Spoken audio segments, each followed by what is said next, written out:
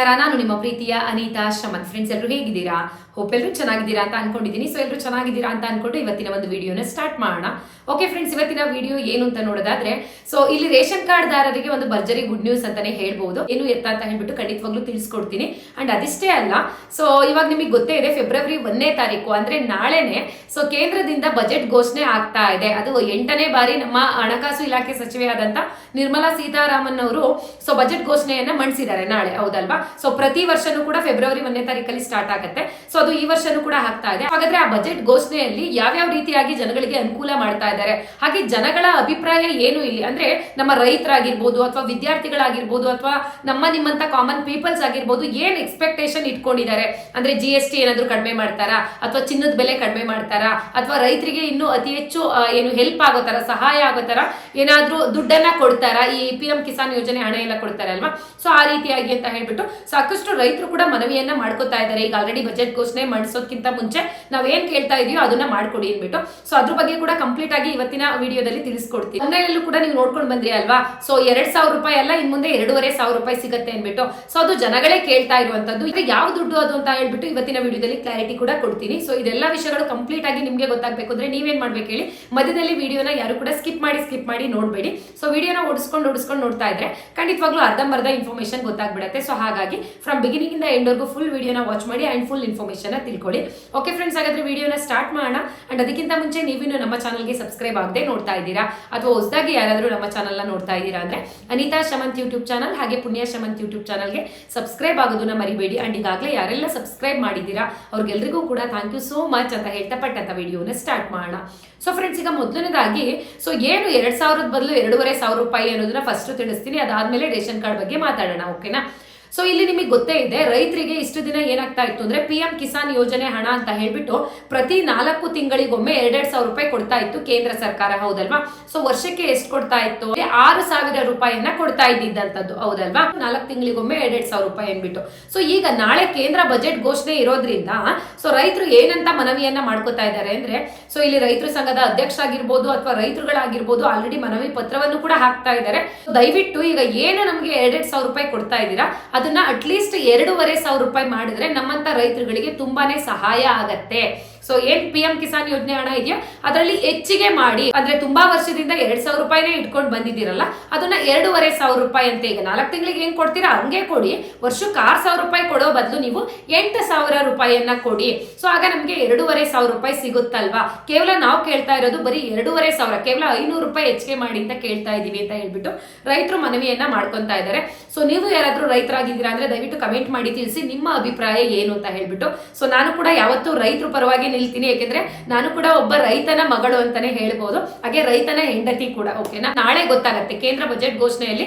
ನಿಜವಾಗ್ಲೂ ಈಗ ಆಲ್ರೆಡಿ ತುಂಬಾ ದಿನ, ಆಲ್ರೆಡಿ 1 ತಿಂಗಳಿಂದನೇ ರೈತರು ಕೇಳ್ಕೊಂಡಾಗಿದೆ. ಬಟ್ ನಾಳೆ ಬಜೆಟ್ ಘೋಷಣೆಯಲ್ಲಿ ಕಾಯ್ತಾ ಇದ್ದಾರೆ ಎಲ್ಲರೂ ಕೂಡ, ಓಕೆನಾ? ನೀವು ಕೂಡ ನೋಡ್ಬೋದು, ಟಿವಿನಲ್ಲಾದ್ರೂ ನೋಡಿ ಅಥವಾ ನಾನು ಕೂಡ ನನ್ನ ಚಾನಲ್ ಅಲ್ಲಿ ಅಪ್ಲೋಡ್ ಮಾಡ್ತೀನಿ ಏನೇನೆಲ್ಲ ಬಜೆಟ್ ಘೋಷಣೆಯಲ್ಲಿ ಕೊಟ್ಟಿದ್ದಾರೆ ಅನ್ಬಿಟ್ಟು. 2,500 ರೂಪಾಯಿ ಮಾಡ್ತಾರಾ ಇಲ್ವಾ ಅನ್ಬಿಟ್ಟು ಕಾಯ್ದು ನೋಡ್ಬೇಕು. ಸೊ ನಿಮ್ಗೆ ಏನ್ ಅನ್ಸುತ್ತೆ ಅಂತ ಕಮೆಂಟ್ ಮಾಡಿ ತಿಳಿಸೋದನ್ನ ಮರಿಬೇಡಿ, ಓಕೆನಾ? ಸೊ ಇದಿಷ್ಟೇ ಅಲ್ಲ, ರೈತರು ಇನ್ನೂ ಕೂಡ ಏನ್ ಕೇಳ್ತಾ ಇದ್ದಾರೆ ಅಂದ್ರೆ, ಸೊ ರೈತರು ಮಕ್ಕಳಿಗೆ ನಿರುದ್ಯೋಗ ಇದೆ, ಇಲ್ಲಿ ಉದ್ಯೋಗವನ್ನ ಸೃಷ್ಟಿ ಮಾಡಿ. ಸೊ ಇಲ್ಲಿ ಹಳ್ಳಿ ಕಡೆ ಏನಾಗ್ಬಿಟ್ಟಿದೆ ಅಂದ್ರೆ ಬರೀ 10,000 15,000ಕ್ಕೆಲ್ಲ ರೈತರು ಮಕ್ಕಳು ಪಾಪ ಚೆನ್ನಾಗಿ ವಿದ್ಯಾಭ್ಯಾಸ ಮಾಡಿರ್ತಾರೆ, ಈಗ ಡಿಗ್ರಿನೋ ಅಥವಾ ಡಬಲ್ ಡಿಗ್ರಿನೋ, 10-15,000ಕ್ಕೆಲ್ಲ ನಾವು ಬೆಂಗಳೂರಿಗೆ ಹೋಗ್ತೀವಿ ಕೆಲ್ಸಕ್ಕೆ ಅಥವಾ ದುಬೈಗೆ ಹೋಗ್ತೀವಿ, ಮೈಸೂರಿಗೆ ಹೋಗ್ತೀವಿ ಅಂತ ಹೇಳ್ಬಿಟ್ಟು ಹೋಗ್ತಾ ಇದ್ದಾರೆ.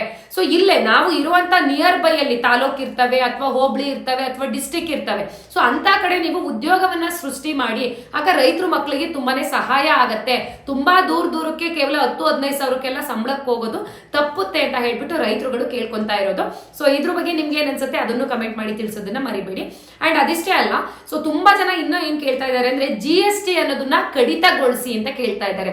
ಅಂದ್ರೆ ನಿಮ್ಗೆ ಗೊತ್ತೇ ಇದೆ, ತಿಂದ್ರು GST ಹಾಕ್ತಾರೆ ಅಥವಾ ಕುಡಿದ್ರು GST ಹಾಕ್ತಾರೆ, ಹೌದಲ್ವಾ? ಕುಡಿದ್ರೆ ಅಂತ ಹೇಳಿದ್ರೆ ನಾನು ನೀರ್ನ ಹೇಳ್ತಾ ಇರುವಂತದ್ದು. ಸೊ ಎಲ್ಲದಕ್ಕೂ GST, ಅದು ಎಣ್ಣೆ ಆಗಿರ್ಲಿ ನೀರಾಗಿರ್ಲಿ ಪ್ರತಿಯೊಂದಕ್ಕೂ GST. ಹೋಟೆಲ್ ಅಲ್ಲಿ ಊಟ ಮಾಡಿದ್ರು GST. ಈಗಂತೂ ನೀವು ಕೇಳಿರ್ಬೋದು, ಇದೊಂದು ಟ್ರೆಂಡ್ ಆಗಿದೆ, ಒಂದು ಪಾಪ್ಕಾರ್ನ್, ಈಗ ಮೂವಿ ನೋಡಕ್ ಹೋದಾಗ ಪಾಪ್ಕಾರ್ನ್ ಅದು ಇದು ತಗೋತಾರಲ್ವಾ, ಅದಕ್ಕೂ ಕೂಡ GST ಹಾಕಿದಿರಲ್ಲ ನಿರ್ಮಲಾ ಸೀತಾರಾಮನ್ ಅವರೇ. ದಯವಿಟ್ಟು ಈ GST ಅನ್ನೋದ್ರಿಂದ ನಮ್ಮ ರೈತರು ಏನ್ ದುಡಿತೀವೋ ಅದು ಈ GST ಗೆ 3/4 ಭಾಗ ಹೋಗೋ ರೀತಿ ಆಗ್ತಾ ಇದೆ. GST ಅನ್ನ ಕ್ಯಾನ್ಸಲ್ ಮಾಡಿ ಅಥವಾ GST ಇದ್ರೂ ಕೂಡ ಅಟ್ಲೀಸ್ಟ್ ನಮಗೆ ಕಟ್ಟೋದಿಕ್ಕೂ ಏನೋ ಅನ್ನಿಸ್ಬಾರ್ದು, ಇಷ್ಟೇ ಅಲ್ವಾ ಬಿಡು, ನಾವು ದುಡ್ದಿದ್ರಲ್ಲಿ ಏನೋ ಒಂದು 10 ರೂಪಾಯಿ GST ಹೋಗುತ್ತೆ ಅನ್ನೋ ರೀತಿ ಇರಬೇಕೋ ಹೊರತು ನೀವು ಇಷ್ಟೊಂದು GST ಮಾಡ್ಬಿಟ್ರೆ ನಾವು ಬದುಕೋದಕ್ಕೆ ತುಂಬಾ ಕಷ್ಟ ಆಗುತ್ತೆ, ಅಂದ್ರೆ ಜೀವನ ಮಾಡೋದಕ್ಕೆ ಕಷ್ಟ ಆಗುತ್ತೆ ಅಂತ ಕೇಳ್ತಾ ಇದ್ದಾರೆ. ಸೊ ಹೌದು, ಅದು ನಿಜನೇ ಅಲ್ವಾ, ಎಲ್ಲದಕ್ಕೂ GST, ಒಂದು ಬಟ್ಟೆ ಅಂಗಡಿಗೆ ಹೋಗ್ಲಿ GST, ಹೋಟೆಲ್ಗೆ ಹೋಗ್ಲಿ GST, ಅಥವಾ ಈಗ ಪ್ರತಿನಿತ್ಯ ಏನ್ ಬಳಕೆ ಮಾಡ್ತೀವಿ ನೋಡಿ ವಸ್ತುಗಳು, ಅಂದ್ರೆ ರೇಷನ್ ಅಂಗಡಿಲಿ ದಿನಸಿ ತಗೊಂಡ್ ಬರೋದಾಗಿರ್ಬೋದು, ಅದಕ್ಕೂ ಕೂಡ ದಿನಸಿಯನ್ನ ಹಾಕಿರ್ತಾರೆ. ಸೊ ನಾವೀಗ 40 ರೂಪಾಯಿ ಸಕ್ಕರೆ ಅಂದ್ರೆ ಅವರು GST ಅದು ಇದು ಸೇರಿಸ್ಬಿಟ್ಟು ನಮ್ಗೆ 45 ರೂಪಾಯಿ ಕೊಡಿ ಅಂತ ಕೇಳ್ತಾರೆ, ಹೌದಲ್ವಾ.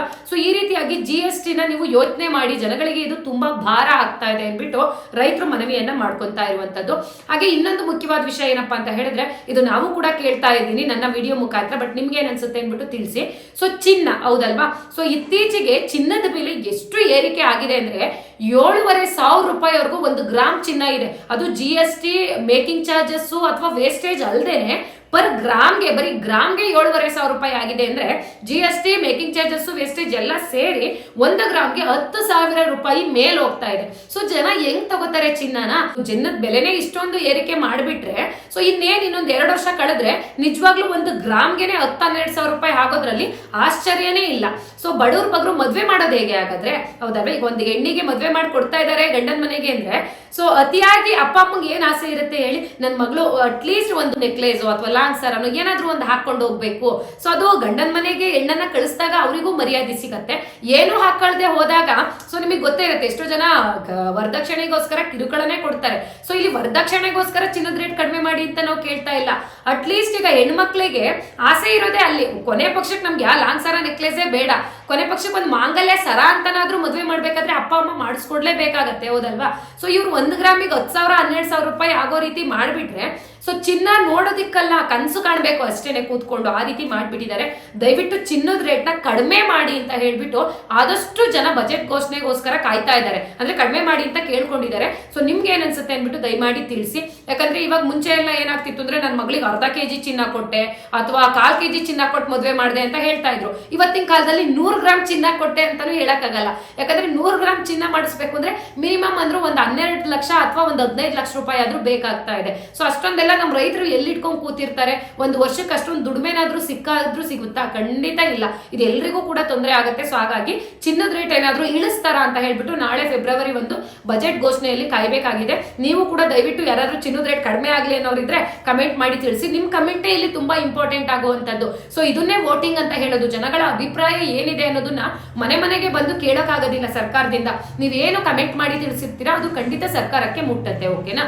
ಸೊ ಇದು ನನ್ನ ಅಭಿಪ್ರಾಯ. ಚಿನ್ನದ ರೇಟ್ ಅಂತೂ ಆದಷ್ಟು ಕಡಿಮೆ ಆಗ್ಬೇಕು. ಸೊ ನೆಕ್ಸ್ಟ್ ನೋಡೋದಾದ್ರೆ, ಈಗ ವಿದ್ಯಾರ್ಥಿಗಳು ಏನಪ್ಪಾ ಕೇಳ್ತಾ ಇದ್ದಾರೆ ನಾಳೆ ಫೆಬ್ರವರಿ 1ಕ್ಕೆ ಅಂತ ಹೇಳೋದಾದ್ರೆ, ಸೊ ನಮ್ಗಳಿಗೆ ಸ್ಕಾಲರ್ಶಿಪ್ ಅಂದ್ರೆ ವಿದ್ಯಾರ್ಥಿ ವೇತನ ಅಂತ ಏನ್ ಕೊಡ್ತೀರಾ ಅಲ್ವಾ ಸರ್ಕಾರದಿಂದ, ಸುಮ್ನೆ ಇಲ್ಲಿ ಬಾಯಿ ಮಾತಿಗೆ ಹೇಳ್ತಾ ಇದ್ದಾರೆ. ಅದು ಕೇಂದ್ರದಿಂದನಾದ್ರೂ ಬರ್ಲಿ ಅಥವಾ ರಾಜ್ಯ ಸರ್ಕಾರದಿಂದನಾದ್ರೂ ಬರ್ಲಿ, ಸ್ಕಾಲರ್ಶಿಪ್ ಅಂತ ಹೇಳ್ಬಿಟ್ಟು ಸೊ ಇಲ್ಲಿ 10% ಜನಗಳಿಗೆ ಕೊಡುತ್ತೆ ಸರ್ಕಾರ. ಇನ್ನ 90% ಜನಗಳು ಏನೆಲ್ಲ ನಾವು ಅಪ್ಲಿಕೇಶನ್ ಹಾಕಿರ್ತೀವೋ ಅವ್ಗಳಿಗೆ ಯಾವ ಸ್ಕಾಲರ್ಶಿಪ್ ಕೂಡ ಬರ್ತಾ ಇಲ್ಲ. ಆದ್ರೆ ಹೇಳ್ಕೊಳೋದು ಮಾತ್ರ ನಾವು ಸೊ ಇಲ್ಲಿ PUC ಮಾಡೋರ್ಗೆ ಅಥವಾ ITI ಮಾಡೋರ್ಗೆ ಅಥವಾ 8ನೇ ತರಗತಿ ಅಥವಾ 10ನೇ ತರಗತಿ ಮಕ್ಕಳಿಗೆ ಎಲ್ರಿಗೂ ನಾವು ಒಂದೊಂದು ರೀತಿಯಲ್ಲಿ ಸರ್ಕಾರದಿಂದ ಸ್ಕಾಲರ್ಶಿಪ್ ಕೊಡ್ತೀವಿ ಅಂತ ಹೇಳ್ತಾರೆ. ಸಿಗೋ ಅಷ್ಟರಲ್ಲಿ ಬೆರಳೆಣಿಕೆ ಅಷ್ಟು ಮಕ್ಕಳಿಗೆ ಮಾತ್ರ ಇಲ್ಲಿ ಸ್ಕಾಲರ್ಶಿಪ್ಸ್ ಲಭ್ಯ ಆಗ್ತಾ ಇದೆ, ಅಂದ್ರೆ ಸಿಗ್ತಾ ಇದೆ. ಇದು ತಪ್ಪಲ್ವಾ? ಕೊಟ್ಮೇಲೆ ನೀವು ಎಲ್ರಿಗೂ ಕೊಡ್ಬೇಕು. ನೀವು ಹೇಳಿರ್ತೀರಲ್ವಾ ಇಷ್ಟು ಪರ್ಸೆಂಟೇಜ್ ಮೇಲೆ ತೆಗ್ದಿರೋ ಮಕ್ಕಳಿಗೆ ಖಂಡಿತವಾಗ್ಲೂ ಸ್ಕಾಲರ್ಶಿಪ್ ಸಿಗುತ್ತೆ, ಹಾಗೆ ಅಪ್ಲಿಕೇಶನ್ ಹಾಕಿ ಅಂದ್ಬಿಟ್ಟು ನಾವು ಅಪ್ಲಿಕೇಶನ್ ಹಾಕ್ಲಿಕ್ಕೆ 100 ರೂಪಾಯಿ 200 ರೂಪಾಯಿ 500 ರೂಪಾಯಿವರೆಗೂ ಖರ್ಚು ಮಾಡಿರ್ತೀವಿ. ಅದನ್ನು ನೀವು ಸರ್ಕಾರದವ್ರು ದುಡ್ಡು ತಗೋತೀರಾ, ಕೊನೆ ಕೊಡ್ಬೇಕಾದ್ರೆ ಏನ್ ಮಾಡ್ತೀರಾ ಅಂದ್ರೆ ಎಲ್ರಿಗೂ ಕೊಡೋದೇ ಇಲ್ಲ. ಸೊ ದಯವಿಟ್ಟು ನಮ್ಗೆ ವಿದ್ಯಾರ್ಥಿಗಳಿಗೆ ಈ ರೀತಿಯಾಗಿ ಮಾಡಬೇಡಿ. ಸೊ ಕೊಟ್ಟ ಮೇಲೆ ಎಲ್ರಿಗೂ ಕೊಡಿ ಅಂತ ಹೇಳ್ಬಿಟ್ಟು ಪಾಪ ವಿದ್ಯಾರ್ಥಿಗಳು ಮನವಿಯನ್ನ ಮಾಡ್ಕೋತಾ ಇದ್ದಾರೆ. ಅವರು ಕೂಡ ಈಗ ನಾಳೆ ಫೆಬ್ರವರಿ 1ಕ್ಕೆ ವೇಟ್ ಮಾಡ್ತಾ ಇದ್ದಾರೆ. ಯಾಕಂದ್ರೆ ಬಜೆಟ್ ಘೋಷಣೆಯಲ್ಲಿ ನಮಗೇನಾದ್ರೂ ಒಳ್ಳೇದಾಗತ್ತಾ, ಸರ್ಕಾರ ಈಗ ವಿದ್ಯಾರ್ಥಿ ವೇತನ ನಾವು ಹೆಚ್ಚಿಗೆ ಮಾಡ್ತೀವಿ ಅಂತಾನೋ ಅಥವಾ ಎಲ್ರಿಗೂ ಕೊಡ್ತೀವಿ ಅಂತ ಏನಾದ್ರೂ ಹೇಳ್ತಾರಾ ಅಂದ್ಬಿಟ್ಟು, ಓಕೆನಾ. ಸೊ ಇದಿಷ್ಟು ಸದ್ಯಕ್ಕೆ ನಮ್ಗೆ ಸಿಕ್ಕಿರುವಂತ ಲೇಟೆಸ್ಟ್ ಆದಂತ ಅಪ್ಡೇಟು. ಈ ನಾಳೆ ಬಜೆಟ್ ಘೋಷಣೆಯಲ್ಲಿ ಏನೇನೆಲ್ಲ ಮನವಿ ಇದೆ ಜನಗಳದು ಅಂತ ಹೇಳ್ಬಿಟ್ಟು, ಅಂದ್ರೆ ಎಕ್ಸ್ಪೆಕ್ಟೇಷನ್ ಇಟ್ಕೊಂಡಿದ್ದಾರೆ ಬಟ್ ಗೊತ್ತಿಲ್ಲ. ಅಂಡ್ ಸ್ಯಾಲರಿಡ್ ಪೀಪಲ್ಸ್ ಅಂದ್ರೆ ಈಗ ಕೆಲಸ ಮಾಡಿ ಸಂಬಳ ತಗೊಂತಾರೆ ಅಲ್ವಾ, ಸೊ ಅಂತವ್ಗಳಿಗೆ ಏನಾಗುತ್ತೆ ಅಂತ ಹೇಳಿದ್ರೆ GST ಅಥವಾ ಏನು ಟ್ಯಾಕ್ಸ್ ಎಲ್ಲ ಕಟ್ಟಲೇಬೇಕು. ಕಟ್ಟಲೇಬೇಕು. ಅದರಲ್ಲೂ ಕೂಡ ತುಂಬಾ ಹೊರೆ ಆಗ್ಬಿಟ್ಟಿದೆ. ಟ್ಯಾಕ್ಸ್ ನ ಈಗ 15 ಲಕ್ಷದ ಮೇಲೆ ದುಡಿತಾರೆ ಅಂತಂದ್ರೆ 30% ಕಟ್ಟಿ ಅಂತ ಹೇಳ್ತಾರೆ. ಈಗ ಒಂದು ವರ್ಷಕ್ಕೆ 7 ಲಕ್ಷ ಆದಾಯ ಇದೆ ಅಂದ್ರೆ 10% ಕಟ್ಟಿ ಅಂತ ಹೇಳ್ತಾರೆ. ಸೊ ದುಡ್ದಿದ್ದ ದುಡ್ಡಲ್ಲಿ ತುಂಬಾ ದುಡ್ಡು GST ಗೆ ಹೋಗ್ತಾ ಇದೆ. ನಮಗೂ ಕೂಡ ಸ್ವಲ್ಪ ಕಡಿಮೆ ಮಾಡಿ. ಸೊ ಈ ರೀತಿ ಕಡಿಮೆ ಮಾಡ್ಲಿಲ್ಲ ಅಂದ್ರೆ ನಮಗೆ ದುಡಿಯೋದೇ ಬೇಡ ಅಂತ ಅನ್ನಿಸ್ತಾ ಇದೆ. ಇಷ್ಟೊಂದೆಲ್ಲ ಟ್ಯಾಕ್ಸ್ ಕಟ್ಬೇಕಲ್ಲ ನಾವು. ಟ್ಯಾಕ್ಸ್ ಕಟ್ಟಿದ್ಕೆ ನಮ್ಗೇನ್ ಪ್ರಯೋಜನ? ಇಲ್ಲಿ ನಮ್ಗೆ APL ಕಾರ್ಡ್ ಕೊಡ್ತೀರಾ, APL ಕಾರ್ಡ್ ಕೊಟ್ಟವ್ರಿಗೆ ನಿಮ್ಗೆ ಏನು ಗೌರ್ಮೆಂಟ್ ಇಂದ ಅನುಕೂಲ ಇಲ್ಲ ಅಂತೀರಾ. ಗೌರ್ಮೆಂಟ್ ಗೆ ದುಡ್ಡು ಹೆಂಗಾಗತ್ತೆ? ನಾವು ಕಟ್ಟೋ ಟ್ಯಾಕ್ಸ್ ಇಂದಾನೇ ಅಲ್ವಾ, ನಾವು ದುಡಿಮೆ ಮಾಡ್ಕೊಂಡ್ ಬಂದಿರೋದ್ರಿಂದಾನೇ ಅಲ್ವಾ ಮಾಡಿರುವಂತದ್ದು ಅಂದ್ಬಿಟ್ಟು ಜನಗಳು ಕೇಳ್ತಾ ಇರುವಂತದ್ದು. ಸೊ ಟ್ಯಾಕ್ಸ್ ಏನಾದ್ರೂ ಕಡಿಮೆ ಮಾಡ್ತಾರಾ ಅದನ್ನು ಕೂಡ ನೋಡ್ಬೇಕು. ಸೊ ನಾಳೆ ಒಟ್ಟಿನಲ್ಲಿ ಎಲ್ಲರೂ ಕೂಡ ಕಾಯ್ತಾ ಇದೀವಿ ಏನಾಗುತ್ತೆ ಅಂತ ಹೇಳ್ಬಿಟ್ಟು, ಏನೆಲ್ಲ ಒಳ್ಳೇದ್ ಮಾಡ್ತಾರೆ, ಸೊ ಯಾವ್ಯಾವ ವರ್ಗದ ಜನಾಂಗಗಳಿಗೆ ಏನ್ ಹೇಳ್ತಾ ಇದ್ದಾರೆ ನಿರ್ಮಲಾ ಸೀತಾರಾಮನ್ ಅವರು ಅಂತ ಹೇಳ್ಬಿಟ್ಟು ಕಾಯ್ದು ನೋಡ್ಬೇಕಾಗಿದೆ. ಸೊ ಇದಿಷ್ಟು ಬಜೆಟ್ ಘೋಷಣೆ ಬಗ್ಗೆ ನಾಳೆ ತಿಳ್ಕೊಳ್ಳೋಣ ಇನ್ನು ಹೆಚ್ಚಿಗೆ ಮಾಹಿತಿಯನ್ನ. ಹಾಗಾದ್ರೆ ರೇಷನ್ ಕಾರ್ಡ್ ಇರುವಂತವ್ರಿಗೆ ಸೊ ಏನಪ್ಪಾ ಗುಡ್ ನ್ಯೂಸ್ ಅಂತ ಕೇಳೋದಾದ್ರೆ, ಅನಿತಾ ತಿದ್ದುಪಡಿಯನ್ನ ಮತ್ತೆ ಏನಾದ್ರೂ ಎಕ್ಸ್ಟೆಂಡ್ ಮಾಡಿದ್ರೆ ಡೇಟ್ ನ ತಿಳಿಸ್ಕೊಡಿ ಅಂತ ಕೇಳ್ತಾ ಇದ್ರಿ. ಎಸ್, ಖಂಡಿತವಾಗ್ಲೂ ಹೌದು. ಸೊ ಈಗ ಈ ತಿಂಗಳು 31 ಅಂದ್ರೆ ಇವತ್ತಿಗೆ ಲಾಸ್ಟ್ ಡೇಟ್ ಕೊಟ್ಟಿದ್ರು. ಮುಂಚೆ ಎಲ್ಲ ರೇಷನ್ ಕಾರ್ಡ್ ಕರೆಕ್ಷನ್ ಅಂದ್ರೆ ಹೆಸರು ಸೇರ್ಸೋದಾಗಿರ್ಬೋದು, ಅಥವಾ ನಿಮ್ ರೇಷನ್ ಕಾರ್ಡ್ ಅಲ್ಲಿ ಹೆಸರಿರೋದನ್ನ ಡಿಲೀಟ್ ಮಾಡಿಸೋದಾಗಿರ್ಬೋದು, ಅಥವಾ ಮನೆ ಯಜಮಾನಿ ಚೇಂಜ್ ಮಾಡಿಸೋದಾಗಿರ್ಬೋದು. ಇದಕ್ಕೋಸ್ಕರ ಈಗ ಮತ್ತೆ ಎಲ್ಲಿವರೆಗೂ ಡೇಟ್ ಕೊಟ್ಟಿದಾರಪ್ಪ ಅಂದ್ರೆ ಫೆಬ್ರವರಿ 1ನೇ ತಾರೀಕಿಂದ ಹಿಡಿದು ಫೆಬ್ರವರಿ 28ನೇ ತಾರೀಕುವರೆಗೂ ಕೂಡ, ಅಂದ್ರೆ ಫೆಬ್ರವರಿ ಫುಲ್ ತಿಂಗಳು ಮತ್ತೆ ರೇಷನ್ ಕಾರ್ಡ್ ತಿದ್ದುಪಡಿಗೆ ಅವಕಾಶವನ್ನ ಕೊಟ್ಟಿದ್ದಾರೆ. ಅಂಡ್ ಅದ್ರ ಜೊತೆಗೆ ಈಗ ಆಲ್ರೆಡಿ ರೇಷನ್ ಕಾರ್ಡ್ಗೆ ಅಪ್ಲಿಕೇಶನ್ ಹಾಕಿ ನಿಮ್ಗೆ ರೇಷನ್ ಕಾರ್ಡ್ ಕೊಟ್ಟಿರೋದಿಲ್ಲ ನೋಡಿ, ಅಂತವ್ರಿಗೂ ಕೂಡ ಈ ಫೆಬ್ರವರಿ 1ರಿಂದ 28ನೇ ತಾರೀಕು ಒಳಗಡೆ ಅಪ್ರೂವಲ್ ಸಿಗ್ತಾ ಇದೆ ನಿಮ್ಗೆ ಹೊಸ ರೇಷನ್ ಕಾರ್ಡ್ ಸಿಗ್ಲಿಕ್ಕೆ. ಅಂದ್ರೆ ಅಪ್ಲಿಕೇಶನ್ ಹಿಂದೆ ಹಾಕಿರ್ತಾರಲ್ಲ ಅವ್ರಗಳಿಗೆ ಸಿಗ್ಲಿಕ್ಕೆ ಈ 28ನೇ ತಾರೀಕುವರೆಗೂ ಟೈಮ್ ಇದೆ. ಯಾರಾದ್ರೂ ರೇಷನ್ ಕಾರ್ಡ್ ತಿದ್ದುಪಡಿ ಮಾಡಿಸ್ಕೋಬೇಕು ಅಂತ ಹೇಳಿದ್ರೆ ಖಂಡಿತ ಮಾಡಿಸ್ಕೊಳ್ಳಿ. ಏನು ಗ್ರಾಮ ಒನ್ ಕಚೇರಿನಲ್ಲೋ ಅಥವಾ ಏನು ಸೈಬರ್ ಸೆಂಟರ್ಗಳಲ್ಲೋ ಅಲ್ಲಿ ಒಂದು ಅಕ್ನಾಲೆಜ್ಮೆಂಟ್ ಕೊಡ್ತಾರೆ ನಿಮ್ಗೆ, ಓಕೆನಾ, ತಿದ್ದುಪಡಿ ಆದ್ಮೇಲೆ. ಅಂದ್ರೆ ಹೆಸರನ್ನ ಸೇರಿಸಿರ್ತಿರೋ ಅಥವಾ ಹೆಸರು ಡಿಲೀಟ್ ಮಾಡಿಸಿರ್ತಿರೋ ಅದ್ರ ಬಗ್ಗೆ ಅಕ್ನಾಲೆಜ್ಮೆಂಟ್ ನ ನೀವು ನಿಮ್ಮ ತಾಲೂಕಿನಲ್ಲಿ ಫುಡ್ ಆಫೀಸ್ ಇರುತ್ತೆ ಅಲ್ವಾ, ಅಲ್ಲಿಗೆ ಹೋಗಿ ಆ ಅಕ್ನಾಲೆಜ್ಮೆಂಟ್ ಕಾಪಿ ಕೊಟ್ರಿ ಅಂತ ಹೇಳಿದ್ರೆ ಅವಾಗ ನಿಮ್ಗೆ ಮತ್ತೆ ಹೊಸ ರೇಷನ್ ಕಾರ್ಡ್ ನ ತೆಗೆದು ಕೊಡ್ತಾರೆ. ಅಂದ್ರೆ ಡಿಲೀಟ್ ಆಗಿರೋ ಹೆಸರನ್ನ ಡಿಲೀಟ್ ಮಾಡ್ಬಿಟ್ಟು ಹೊಸ ರೇಷನ್ ಕಾರ್ಡ್ ಕೊಡ್ತಾರೆ. ಅಥವಾ ಇನ್ನೊಬ್ರದ್ದು ಯಾರಾದ್ರೂ ಹೆಸರು ಸೇರಿಸ್ಕೊಂಡಿದ್ದೀರಾ ಅಂದ್ರೆ ಅದಕ್ಕೂ ಕೂಡ ಹೊಸ ರೇಷನ್ ಕಾರ್ಡ್ ನ ನಿಮ್ಗೆ ಫುಡ್ ಆಫೀಸ್ ಅಲ್ಲಿ ಕೊಡ್ತಾರೆ. ಅಬ್ಬಬ್ಬ ಅಂದ್ರೆ ನಿಮ್ಗೆ ಒಂದು 50ರಿಂದ 100 ರೂಪಾಯಿ ತಗೋತಾರೆ ಆ ರೀತಿಯಾಗಿ ಹೊಸ ಕಾರ್ಡ್ ಕೊಡ್ಲಿಕ್ಕೆ. ಇಷ್ಟು ಈಗ ರೇಷನ್ ಕಾರ್ಡ್ ಇರುವಂತವ್ರಿಗೆ ಭರ್ಜರಿ ಗುಡ್ ನ್ಯೂಸ್ ಅಂತಾನೆ ಹೇಳ್ಬೋದು. ಓಕೆ ಫ್ರೆಂಡ್ಸ್, ಇವತ್ತಿನ ವಿಡಿಯೋದಿಂದ ನಿಮ್ಗೆ ಸ್ವಲ್ಪನಾದ್ರೂ ಇನ್ಫಾರ್ಮೇಶನ್ ಸಿಕ್ತು, ಯೂಸ್ಫುಲ್ ಆಯ್ತು ಅಂತ ಹೇಳಿದ್ರೆ ಯಾರಾದ್ರೂ ಇನ್ನೂ ಚಾನಲ್ಗೆ ಸಬ್ಸ್ಕ್ರೈಬ್ ಆಗದೆ ನೋಡ್ತಾ ಇದ್ದೀರಾ ಅಂದ್ರೆ ಸಬ್ಸ್ಕ್ರೈಬ್ ಮಾಡ್ಕೊಳ್ಳಿ. ಅಂಡ್ ವಿಡಿಯೋ ಉಪಯುಕ್ತ ಆಯ್ತು ಅಂದ್ರೆ ಪುಟದೊಂದು ಲೈಕ್ ಮಾಡೋದನ್ನ ಮರಿಬೇಡಿ. ಅಂಡ್ ಗೃಹಲಕ್ಷ್ಮಿ ಯೋಜನೆ ಬಗ್ಗೆ ನೆಕ್ಸ್ಟ್ ವಿಡಿಯೋದಲ್ಲಿ ತಿಳಿಸ್ತೀನಿ. ಸೊ ಇವತ್ತಿನ ವಿಡಿಯೋ ಯಾರ್ಯಾರೆಲ್ಲ ನೋಡಿದ್ರೆ ಅವ್ರಿಗೆಲ್ಲರಿಗೂ ಕೂಡ ಹೃದಯಪೂರ್ವಕ ಧನ್ಯವಾದಗಳು.